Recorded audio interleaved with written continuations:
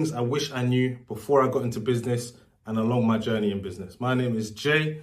I run a marketing and sales agency. I've been running it for about 6 years now. Again, these are the things I wish I knew and I wish I could keep reminding myself of every single day along my journey and as I go further on. So this will be super useful for yourself. Again, if you've been in business for less than 5 years, no matter the business. Now, getting straight into it. You have to remind yourself of this, and I always do as well. Action is the only thing that matters. Action, doing something. Not talking about doing something, not watching a podcast on something, not speaking to a mentor. Even if you pay someone like a consultant or a mentor or something to help you, that doesn't mean anything. Like you could pay $1 million, you could pay the most intelligent mentor with the best results ever in history, 10K to help you. If you don't take action on what they've given you, it's pointless. Action is the only thing that matters. Even with the information they give you, most of it might work, some of it won't. You have to learn from that and then iterate and then move forward with more action. Action is the only thing that matters. If you've got a person in your team, they're not a great employee, but you're scared to fire them, your business is going to suffer until you have until you have the balls to actually take action and fire them. That's the only thing that's going to make a difference in that situation, all right? Take action. Number one thing, stop procrastinating, just take action. Even if it's not perfect action, take it anyway. Learn from the mistakes, learn from what happens when you do take action, and then move forward with different actions. Number two, if your business is doing under 100K a month in revenue, you are most likely, you could go a few 10, 20% above that or 10, 20% below, 10, 20% above that, but let's just use 100K as a month revenue as a broad target. If that's your business right now, you are most likely the only thing that's holding you back from going above 100K a month. Now, what do I mean by that?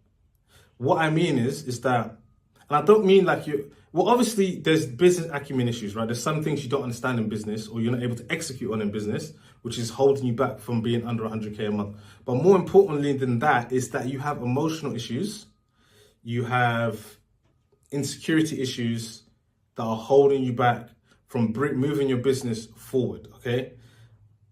Business is quite straightforward. So it's like, especially at that level, right? So under 100K a month, you're talking $1.2 million a year, something like that, $1.5 million a year, whatever. It's like, it's a good accomplishment, but it's like to get there, it's quite straightforward. Most of it is just sales and acquisition, figuring out how to get clients and selling them on your service or your product or whatever it is. So like at higher levels, when you have to hire better team members, X, Y, Z, is a different story. But for the most part, if you're doing under 100K a month in revenue, you are most likely the problem. The solution for this is get mentorship, get healing in terms of therapy, whatever it is. You're the problem. You're the person that's holding your business back. And the only way it's going to move forward is if you as a leader, as a business person improves. But again, more importantly, it's on the emotional side. So, you're probably wondering what the hell I even mean. What I would say is become more self-aware, have a look in the mirror. And again, it's not always about business. It's a lot of times about you as a person. What insecurities do you have? Are you scared to price correctly? Are you scared to price things that they're accurate as they should be priced because you're scared to overcharge? I had those insecurities when I first started again, which is why I'm creating this video. So like when you have these insecurities, you don't charge the right price, you get the wrong clients, X, Y, Z. You go into a cycle of just never progressing. I've been in that cycle, then I progressed and charged the right money. And then there's a whole new level, which means there's a whole new devil. Long story short, you are most likely the problem if you do 100K a month or less in revenue. Moving on. Business is just numbers, okay? This is something I didn't know when I started my first business. I had a business before this one. But that's the biggest lesson I took out of that first business failure is business is just numbers. I did mention emotional stuff just before this, but honestly, business is straightforward. It's just numbers. Numbers like customer acquisition cost, CAC. LTV, lifetime value of a customer, close rate, churn rate, which is how many clients or customers do you lose every single month. That's all business is. You put those numbers together, you find the relationship between them, and you judge your business on that and nothing else, no emotions.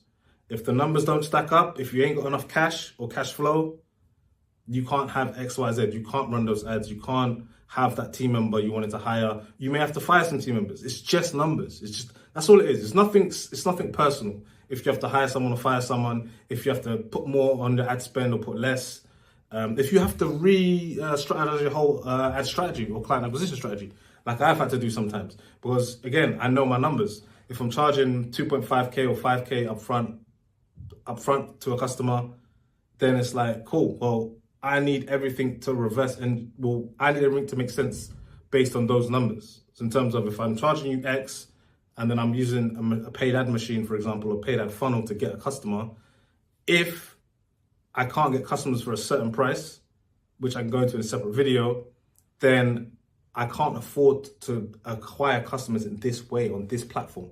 For example, if it was Meta ads, maybe on Google, the customers are coming cheaper and actually makes sense for my numbers. Then I'll just focus on Google. Do you know what I mean? So it's not about what works best because what you think works best or what you feel works best for your business. It's what do the numbers actually say? And it's not how you feel your revenue looks, or we've got 10K in the bank or 30K or 60K in the bank. It doesn't mean anything. What is the profit? What is revenue? What is gross profit? What is net profit? What is retained? Like all these numbers, you need to understand, like what are the numbers? What does that 60K in the bank actually mean? How much can I take out and put in my personal bank? How much is owed in taxes? Like you need to know all this stuff. You don't need to be an accountant, but you need to know your numbers. Even if you hire an accountant, you need to understand the numbers they're telling you so you can relate it to what you need to do and what action you need to take next. Numbers are everything in business, but also that's what makes it so simple. I like to say business is simple, but not easy. Now, the next thing, if you do not know how to generate customers or clients consistently, and more important, profitably for your business, you do not have a business, all right? So if you do not know, put it like this, if you do not know where your next customer is coming from, you do not have a business. It's just that simple. Now, when I first heard this, I was triggered. Like I was really triggered. Like I was aggressively triggered because I knew this. There was a business mentor, and I knew he was right. He didn't just say it to me. He said it to a few people, like in a room. But it's like he triggered me. You know when someone says something, it triggers you, and you're like, you're just angry. You're just triggered the whole day after that. Because I was thinking, how can he tell me I don't have a business? Like I've got customers. I've got I had a small team. I can't remember how many, like 3 or 4 people. Like I had a business. Like how is he telling me I don't have a business? How is he able to just say that and like almost I felt disrespected. But then it's like, and I realized the only reason I was angry because he was right, and that's partly why I was paying him for mentorship. Do you know what I mean? So it's like, yeah, that triggered the hell out of me, and it might be triggering you. But I promise you, if you do not have a consistent way to generate customers or clients for your business, you don't have a business. I don't know what you have. Maybe you could call it freelancing. Maybe you can call it solopreneur. Maybe you can call it side hustle. It doesn't make it right or wrong. But I just want you to understand: if you do not know where your next customer is coming from, you do not have a business. Right now, as we speak, I know where my next customer is coming from. As we speak, I've got new ad creatives going live today and then tomorrow, and I know that we're going to spend X amount, which is about $1,500, $2,000. And we are going to get a client. We call them clients. Like I know that. I can guarantee that. I know it confidently. My only concern again is getting them profitably and making sure they're the right client for our business. But I'm very confident in that. I'm willing to bet £1 million on that right now. I'm ready to bet $1 million right now that we can get our next customer if we spend $2,000 in ads. And not if we spend, but we are literally spending. So you need to know that. Doesn't mean you need to run ads. You know, your clients could come from referrals. They could come from email marketing. They could come from outreach, where a lot of my clients used to come from, a lot of outreach on LinkedIn, stuff like that. But at the end of the day, you need to know where your next customer is coming from, and you need to be able to repeat that. So it needs to be predictable and consistent. If you don't have that, you do not have a business. It's just that simple. Sales is the next thing. So if you know how to sell, most of your problems in business are solved, okay? So the reason I say that, I mean, it's probably common sense. Sales equals cash. Businesses need cash. It's oxygen for businesses. If you cannot sell, you need to partner with someone, partner with someone in your business, you know, bring a partner on, or maybe start with a partner who's better at sales than you. Either way, it's you need to sell or they need to sell, both of you need to sell. I don't know. You hire someone that's good at sales. You need someone that can sell. Sales will keep your business alive. When I was in my business, I've had moments, man, where like I needed thousands of dollars. Like I'm talking thousands of dollars in like 2 days. And I was able to get those thousands of dollars just because of sales. No loans, no credit cards. It's just I figured out a way to sell and get it over the line, get the cash in the bank, and do what I need to do to make the payroll and or cover whatever issues I had in the business, cash flow issues. And the funny thing, when I used to work in sales in a job, my sales manager said this, and I kind of noticed it anyway. It's like we had a decent sized sales team, about 50 of us. We used like corporate sales. And there was so many other ancillaries, I don't know if I'm saying that right, but staff that kind of supported us and other staff in the business, on our floor in the business, where it's like, he said, look, we are paying their salaries because every week we were just churning out sales. And then he got even more granular and mentioned, and there was like top 5 salespeople. There was 2 girls and 3 guys. The one guy sitting next to me, he was the top sales guy last year. And he did, I can't remember, like $20 million in sales himself in a year. Big corporate sales. But the point is that he said it out loud. He's like, this guy is paying for your guys' salaries. Like I was new at the time as well. So he's like, we've hired X amount of people. That dude individually paid for your salaries. So we've given you guys a chance. You're getting a salary, go out there and sell. If you can sell, you can stay. If you can't sell, then you got to go. It's like, so one man, well, there's 5 of them, but this one dude was like making enough money for the business. He made like $1.2 million that year as well, by the way. He made like, what, 10% or whatever, 8% of what they sold. Whatever. But the point is like, that dude, that one guy, funded our salaries. I was new, and there was like a batch of us that were new. They probably had confidence to hire us because of what he did. One guy. Like, that's how powerful sales is. Like, you need to know how to sell. It gets you out of trouble, man. Like, it gets you out of the hot water, it gets you out of the cash flow issues, payroll issues, whatever issues you have, you need to know how to sell. If you do not know how to sell, you need a partner in your business that does. Or you need someone that, my old colleague, you need someone like him. Those guys are rare, by the way, but they exist. So sales, it's number one thing. Don't get bothered with your website and all that bollocks. All that, nothing matters. Just figure out how to sell. The rest will take care of itself. Number 6. So sacrifice. This is something I didn't understand in business. So I thought I was like one of these people. I used to think that working hard was going to make me successful, but that's just not the case. Working hard is kind of the, what's the word? It's the cost of entry. You need to work hard. If you can't work hard, then don't bother getting into business. But it takes more than that. There's sacrifices required. If you have a startup with funding or whatever you're doing, you already know that more than probably more than I do. I don't have a startup or whatever.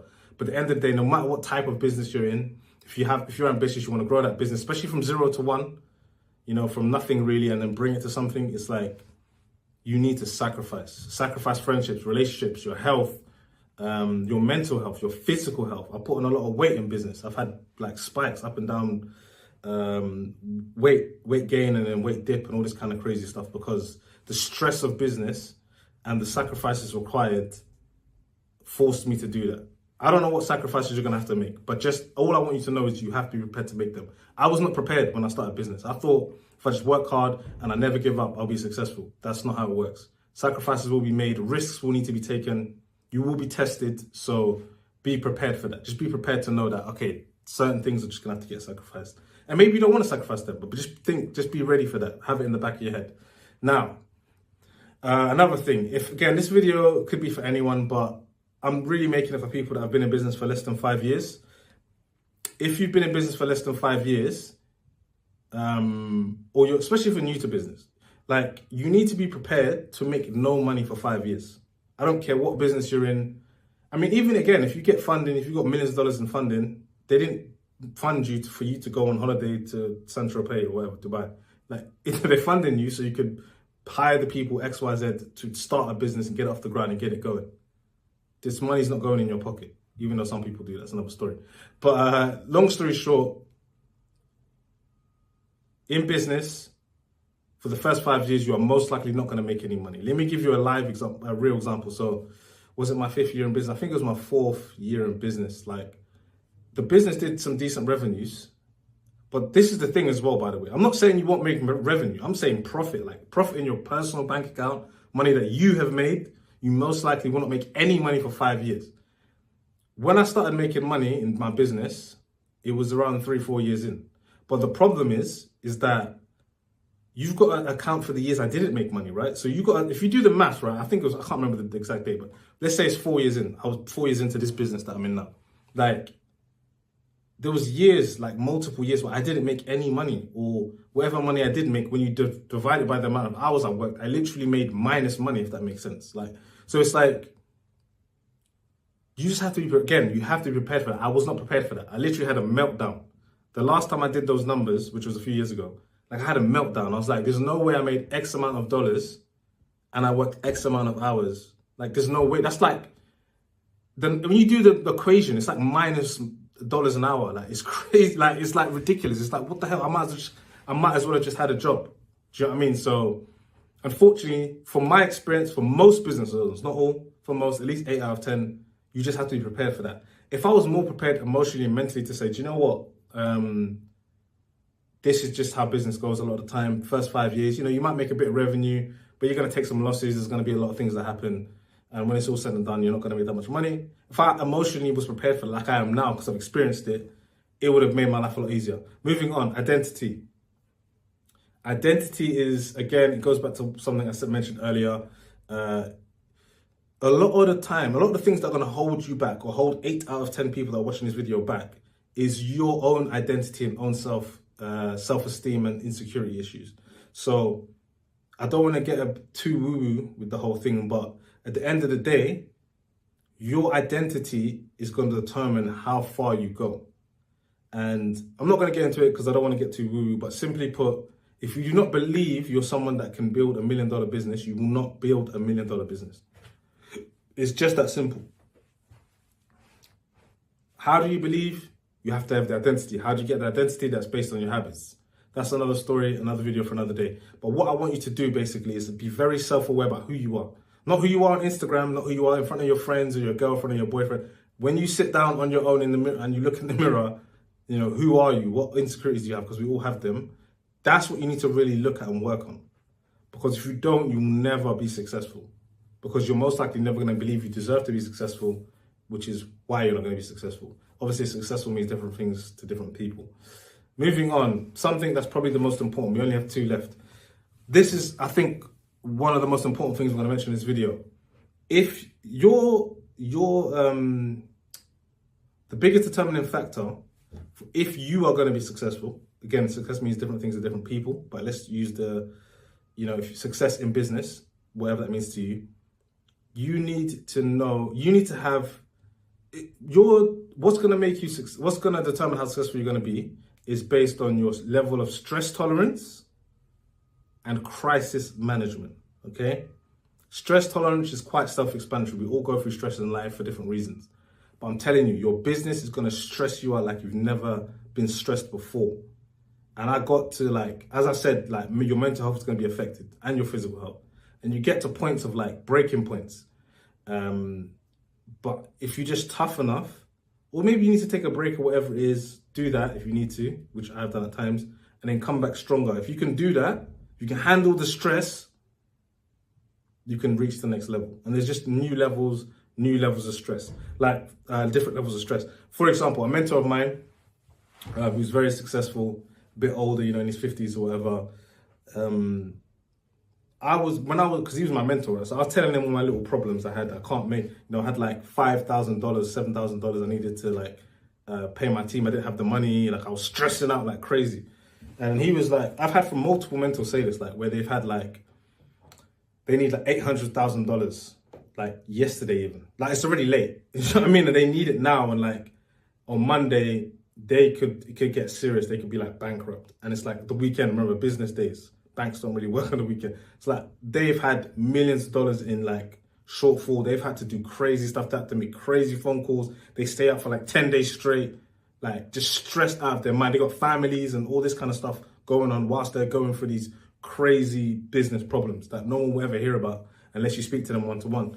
And I'm thinking, that scared the hell out of me because I thought my little $7,000 problem was a problem. But then when you see these kind of things, you're like, whoa. I'm thinking, how does a business that does that much revenue and how does it like fall into these problems? But that's just business. It's constantly problems.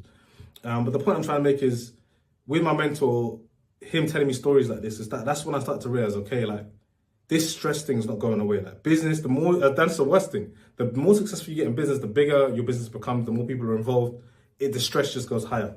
You just need to learn how to manage your stress and just tolerate it. Tolerate it. Just deal with it. Like that's what he told me. He was like, I just told you this story. You told me you're worried about $5,000 to $7,000. Like, like you just need to basically, tolerate the stress and deal with whatever comes of it. The good, the bad, the ugly, the failure, the success, whatever it is. Tolerate stress because it's coming and there's more. You want to be successful. You want to have a $50 million business. Cool, then you're going to be stressed. That's just it. You need to learn how to manage it and then tolerate it. Number two, and more importantly, similar to what I said earlier, like you need to understand. Now, this is something I don't think anyone can teach you. You're just going to have to. We're just going to have to see what you're made of. Crisis management.